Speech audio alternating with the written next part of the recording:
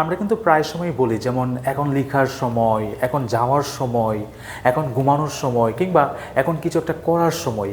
এই যে এখন লেখার সময়, এখন যাওয়ার সময়, এই সেন্টেন্সগুলো আপনি কীভাবে ইংলিশে নিয়ে আসবেন? খুবই সিম্পল। আমরা এই সেন্টেন্সগুলো ইটস টাইম টু দিয়ে নিয়ে আসতে পারি। ফর এক্সাম্পল এখানে একটু খেয়াল করেন, it's time to. It's time to বলতে আমরা বোঝাচ্ছি এখনই কিছু করার সময়। তো ইটস টাইম টু পরে শুধুমাত্র আপনি এখানে একটা B1 অথবা একটা ভার্ব নিয়ে আসবেন, তখনই কিন্তু আপনার সেন্টেন্সটা হয়ে যাবে। For example it's time to learn English, এখন ইংরেজি শেখার সময়। অথবা আপনি বলতে পারেন it's time to go abroad, এখন বিদেশে যাওয়ার সময়। ঠিক এটাকে ফলো করে আপনিও কিন্তু আরও নিজের মতো করে সেন্টেন্স ক্রিয়েট করতে পারেন। For example it's time to make money, এখন টাকা উপার্জন করার সময়।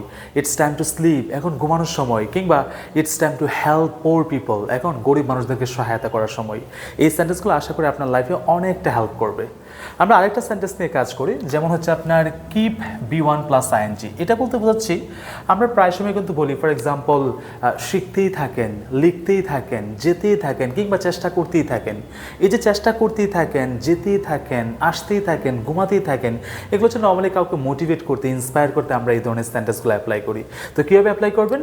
শুধুমাত্র আপনি এখানে কিপ নিয়ে আসবেন, দেন ভার্বের সাথে শুধুমাত্র একটা ING অ্যাপ্লাই করে ফেলবেন।